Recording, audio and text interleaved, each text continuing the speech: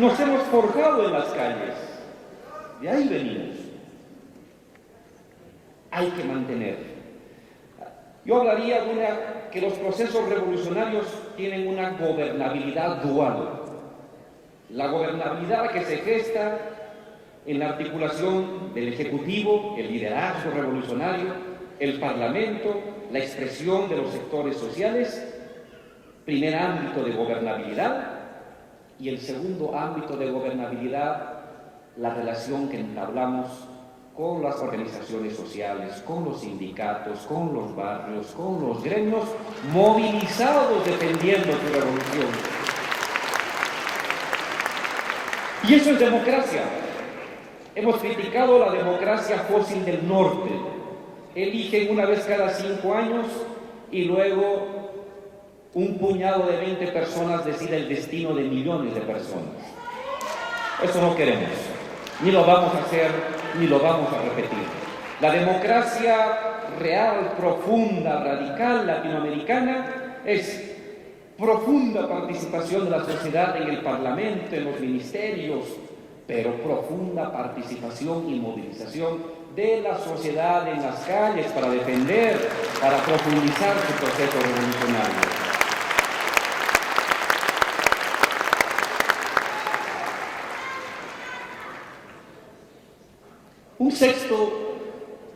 Una sexta lección que sacamos de nuestra experiencia revolucionaria es el tema del papel de la economía, de la gestión económica.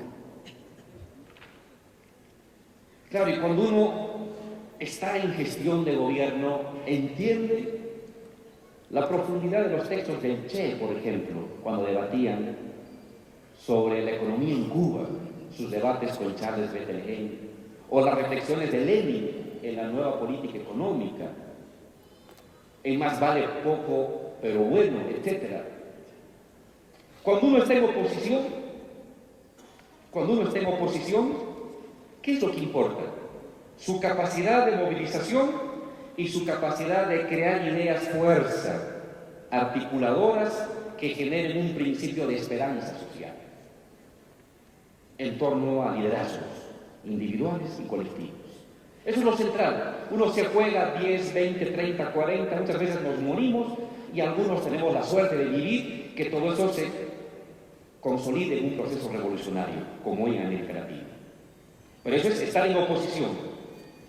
Cuando este proceso revolucionario que emerge desde la sociedad se vuelve gestión de gobierno, también se necesita capacidad de movilización. Se necesita capacidad de seducción y de convencimiento, pero también, y esto es lo nuevo, capacidad de gestión económica.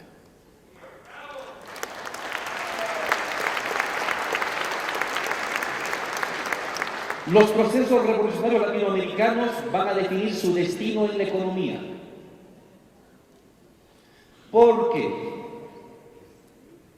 los ciclos de participación, de movilización, los ciclos heroicos, no son perpetuos, son por oleadas, momentos de ascenso, consolidación, estabilización, descenso. Y luego viene un valle que puede durar semanas, meses, años, hasta un nuevo proceso de ascenso social. Y en esos valles, que a veces son cortos de semanas, a veces medianos de años, o a veces largos, ya no son los momentos heroicos del derroche, de la generosidad y el universalismo desplegado como derroche revolucionario. Es el tiempo de la cotidianidad, de los resultados. Y al gobernante, al vicepresidente, al presidente Correa, al presidente Evo, al presidente Lula, al presidente Chávez, al presidente Kirchner, la sociedad le pide: he peleado mucho, presidente, me he sacrificado, este es mi proceso, es mi conquista, pero quiero también resultados. Quiero ver mi agua potable, quiero ver mi calle, quiero ver mi escuela, quiero ver mi hospital. Y es ahí, vicepresidente, lo está viviendo usted, lo aprendo de usted también, es donde tenemos que mostrar la otra cara del revolucionario. También ser revolucionario en la capacidad de gestión, en la capacidad de gestión económica de nuestro país. El futuro se va a definir ahí. Lo que vaya a pasar en América Latina, año 2015, 16, 17, 18, que es una etapa de transición, va a depender de cómo podemos responder, cómo podemos actuar, cómo podemos generar un conjunto de decisiones que le den a las personas certidumbre en el ámbito económico. Tenemos que depositar ahí toda nuestra fuerza, compañero vicepresidente, compañeros. Ahí nos vamos a jugar. Ahí es donde está apuntando sus cañones el imperio. Ahí está donde están apuntando sus cañones la conspiración permanente de las fuerzas conservadoras locales e internacionales en la economía. Y es ahí donde tenemos que dar una nueva victoria, con una buena gestión de la economía, con una buena administración de la economía. Y no voy a detenerme sobre los aspectos principales, solamente menciono algunos que nos están ayudando en Bolivia. Exportación, mercado externo, mercado interno. Eso nos ha ayudado a nosotros mucho. Hemos crecido mucho con la economía de exportación cuando los precios estuvieron altos. Nosotros también dependemos del gas. El 50% de nuestras exportaciones son de gas. Y cuando subió el precio del petróleo y el gas, entró mucho dinero. Pero como sabíamos de que eso podía cualquier rato caer, porque ya en 2008 cayó de $140 a $35, cayó así, duró poco, pero cayó más de $100 el barril de petróleo. Sabíamos que esto es inestable, que uno no puede confiarse únicamente en una dinámica de exportaciones. Hay que aprovechar, pero también generar tu retaguardia. Tu retaguardia es el mercado interno. El crecimiento vía mercado interno, vía dinámica interna. En Bolivia el crecimiento del 5% anual, mitad crecimiento mercado interno, mitad mercado externo. Ha caído el mercado externo. En vez de crecer 6 o 7%, estamos creciendo 5, 4.5. Es un buen crecimiento, porque tomamos la previsión de también apuntalar el crecimiento del mercado interno. Y mercado interno es distribución de la riqueza. No puede haber una fortaleza del mercado interno sin distribución de la riqueza. Dice la teoría económica, primero genera riqueza y luego distribúyela. Pues nosotros no les hemos hecho caso a los economistas. Hemos distribuido y producido y distribuido. No hemos esperado primero producir para luego distribuir. A medida que producíamos, distribuíamos. Y al distribuir, producíamos más, producíamos mejor. Y de esa manera estamos pudiendo remontar este momento adverso en el ámbito económico. Segunda cosa, el Estado tiene que controlar los resortes fundamentales de la economía. Los resortes fundamentales de la economía, de las empresas y de la generación del excedente del país. Y todo en función de la sociedad. Crecimiento en función de la sociedad. Distribución de la riqueza para potenciar la sociedad. Inversiones para potenciar la sociedad. Todo el aparato económico en torno al núcleo de empoderar, de mejorar las condiciones de la propia sociedad. Un séptimo problema y tensión que se está dando en nuestros procesos revolucionarios es el debate entre generación de bienestar económico, preservación de la madre tierra. Entre generación de más riqueza material y protección de la madre tierra. El famoso debate sobre los extractivismos que se ha puesto de moda en América Latina. Claro,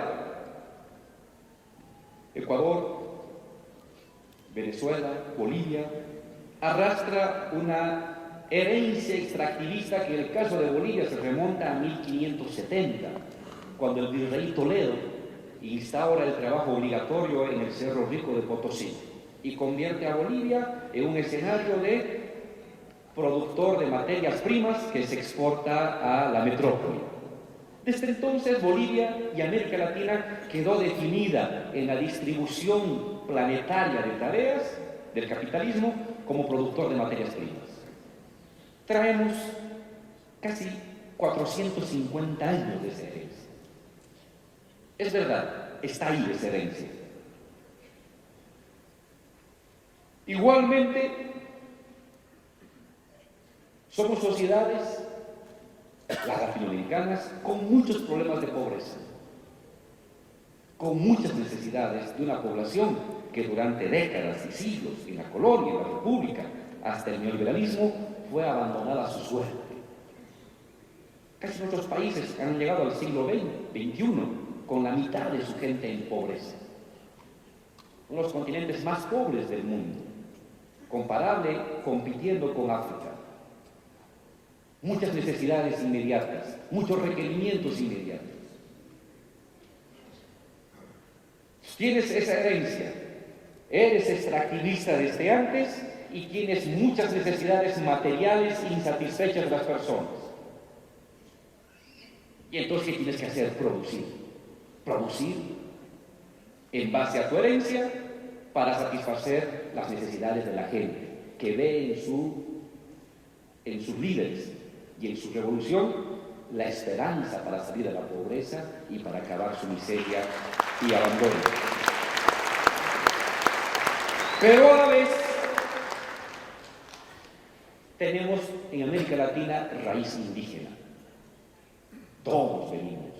Hay en nuestra herencia familiar, hay un indio en nuestra herencia, o somos indios. Somos indígenas, o venimos de raíz indígena. Y ahí está nuestra fuerza. Y en esa fuerza de nuestra raíz indígena no solamente está una identidad y una historia, sino está una enseñanza de un tipo de intercambio metabólico, diría Marx, con la naturaleza, mutuamente procreativo.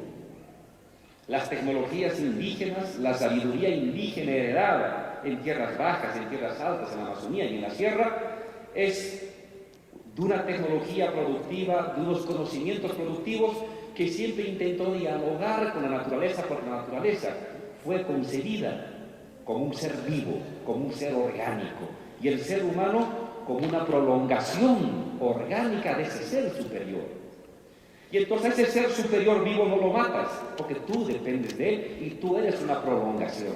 Matar la naturaleza para el indígena es matarse a sí mismo. Abrazamos esa herencia, venimos de esa raíz. Y a la vez, el cambio climático en el mundo que está transformando la siembra, la cosecha, el clima, es también una responsabilidad del revolucionario, asumirla como una tarea a preservar la naturaleza. ¿Cómo hago coincidir las dos? Gran debate. Ni Lenin nos dijo cómo, ni Gramsci nos dijo cómo.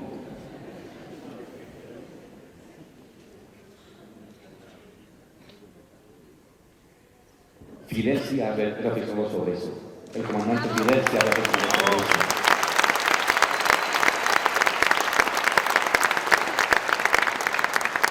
¿Cómo articulamos especialmente en sociedades como la ecuatoriana o la boliviana de vieja y preponderante herencia extractivista?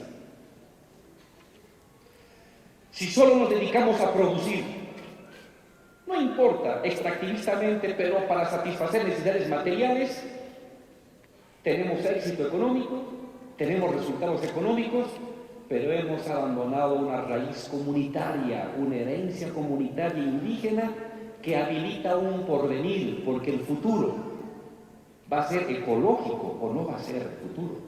El futuro socialista, el futuro comunitario va a ser ecológico, pero no va a poder existir. Ya ves, si solamente nos dedicamos a cuidar la naturaleza, a no tocarla. Seguimos en la pobreza, seguimos en la miseria. Y van a venir los neoliberales, a quienes no les importa nada, ni los árboles, ni los pajaritos, y ellos sí van a dedicarse a producir como puedan y a satisfacer necesidades de la población, y la población con justo motivo te va a abandonar, nos va a abandonar. No puedes simplemente dedicarte a producir de manera irreflexiva, manteniendo el extractivismo, porque renuncias a tu raíz y a tu porvenir, y no puedes contentarte con ser un cuidador de bosques, dejando a la población en la miseria colonial en la que viven los pueblos indígenas hoy, porque hoy su condición de vida no es una condición de vida idílica, es una condición de vida de pobreza colonial construida en los últimos 500 años.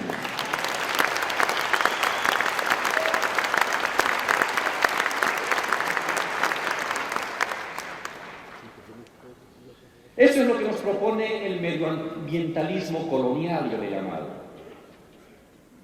Latinoamericanos,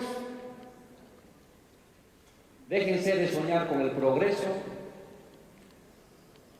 Si quieren hacer algún aporte a la humanidad, dedíquense a cuidar árboles. El norte que siga produciendo, que siga inundando de CO2 el mundo, que siga destruyendo los bosques del mundo. América Latina dedicada ahora a generar el oxígeno que los del norte lo están aniquilando. Este es el medioambientalismo colonial, que los países del sur paguemos la plusvalía ambiental congelando nuestra producción, congelando nuestro desarrollo, congelando nuestro futuro, congelando nuestras condiciones de vida que son coloniales, supuestamente en aras de preservar la naturaleza, mientras los del norte siguen con la orgía destructiva del planeta.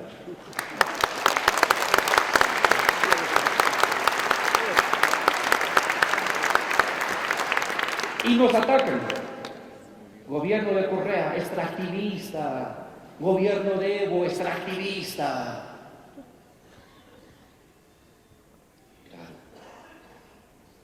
Reciben buen dinero los que los critican de esos organismos extranjeros para criticarnos, para mantener esas palabras.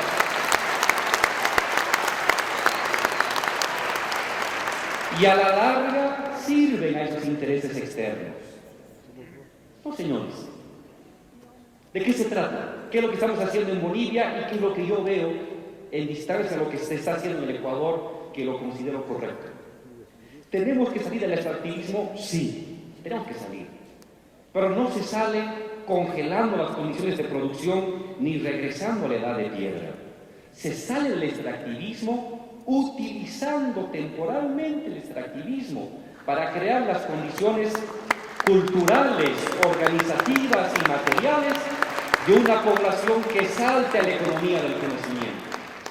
¿De qué economía del conocimiento voy a hablar cuando tengo compañeros que viven en el altiplano,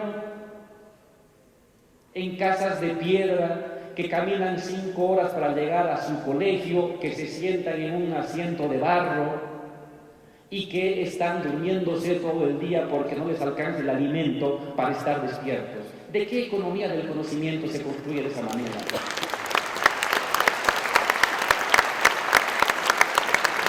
Esta es la farsa de este colonialismo, de este medioambientalismo colonial, porque hay un medioambientalismo revolucionario, pero el medioambientalismo colonial nos quiere hacer caer en esa trampa. Las condiciones de vida actuales de los pueblos indígenas son idílicas y armónicas.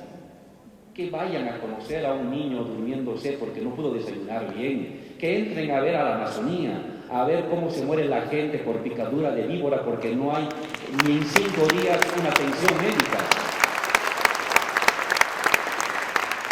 No conocen.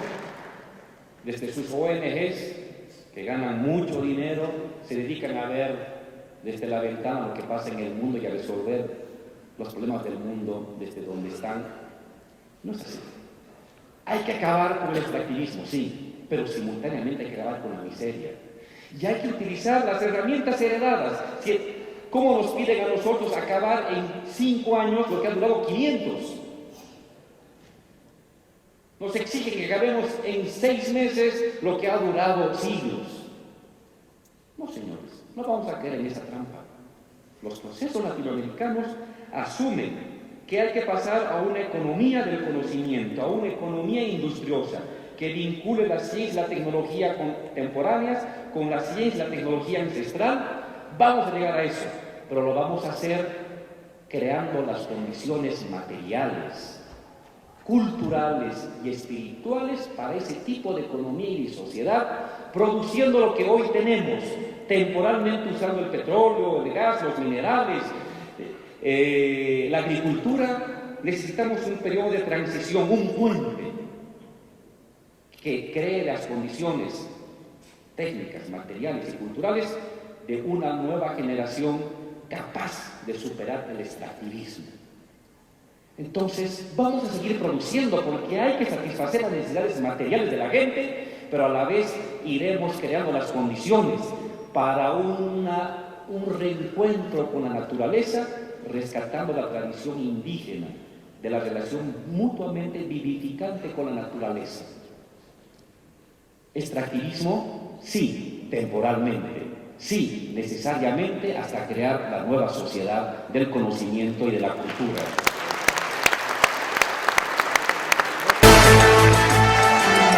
Segundo Encuentro Latinoamericano Progresista ELAP, Ecuador 2015. Democracias en revolución por la soberanía y la justicia social.